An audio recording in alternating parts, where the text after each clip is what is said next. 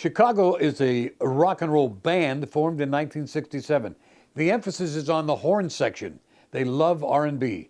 They sold 100 million records, 21 top 10 singles, and they're still touring.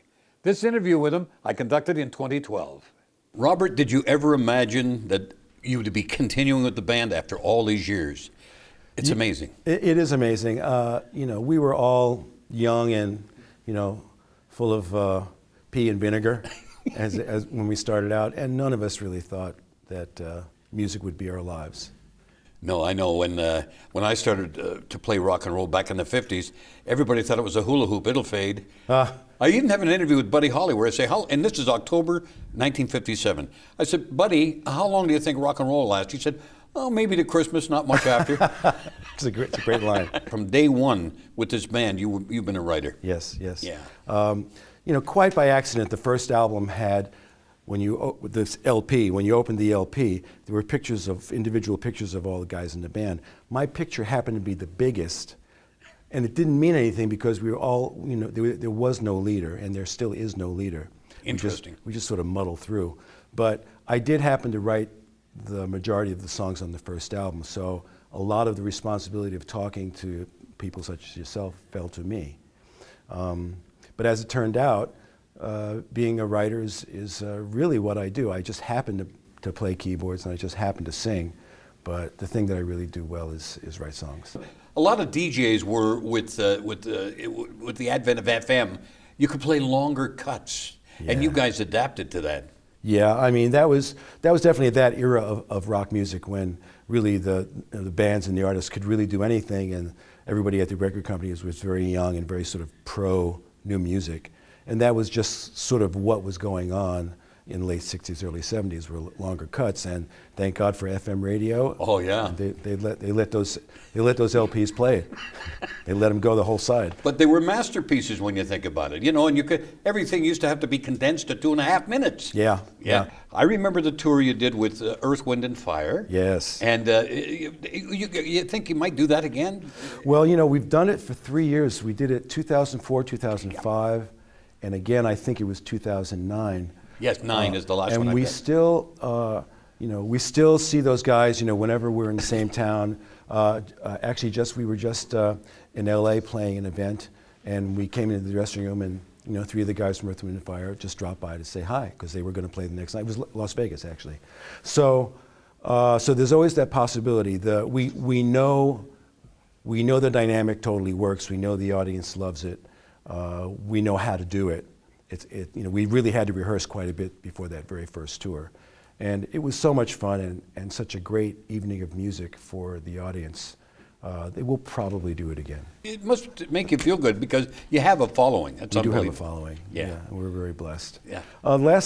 Actually, the last couple of years, we've really concentrated and actually touring Canada for the first time across the whole country in many, many years, and we've sold out virtually every show.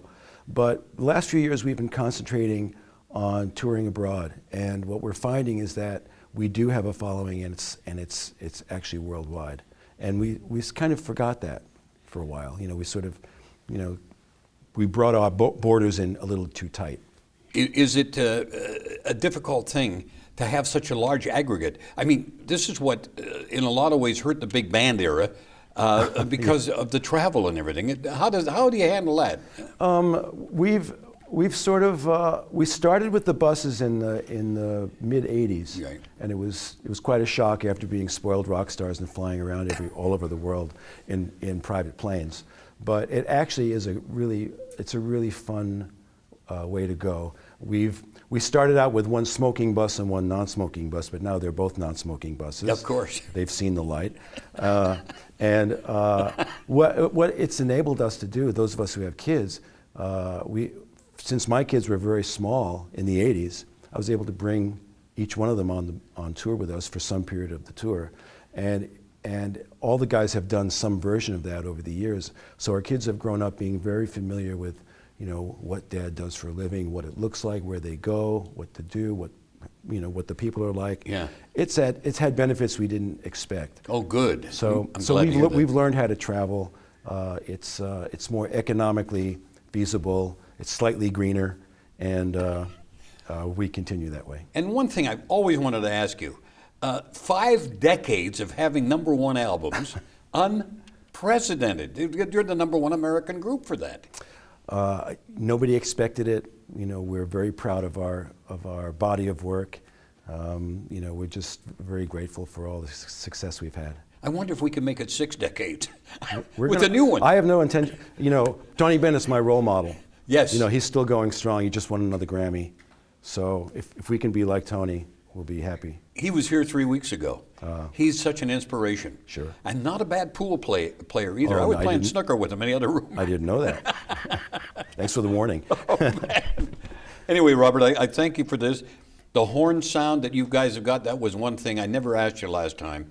And it's predominant today. You've never dropped it. Where did that inspiration in Chicago when you were a young guy, where did that come from to add the horns? From rhythm and blues bands or what? Definitely, that was the big influence. You know, really, the whole idea of having the 3 horns in a rock band, I have to give that credit to Walter Parazater. Yeah. That was really his idea. Okay. But what gave us inspiration in the very beginning was, yes, you know, the Memphis soul bands, you know, some of the smaller jazz you know, quintets and quartets around Chicago in the '60s. All of those things really inspired us to try to have a bigger sound than a normal rock band. Well, it's, to me, Because we're an abnormal rock band, for sure. James Brown with his band. I mean, that was, he had horns in there too. It's What an amazing. incredible. You know, one of the first tours across Canada that we did in the '60s was opening for Sam and Dave. And Sam and Dave carried a big band with them. They didn't sit down, they stood up. All 20 pieces all stood up, and they all did steps, and they played great horn charts. So when we saw that, we knew that this was Well, was there going you to go. work. Robert, thank you for this, and good luck with the new Thank CD. you. Thank you. Thank you.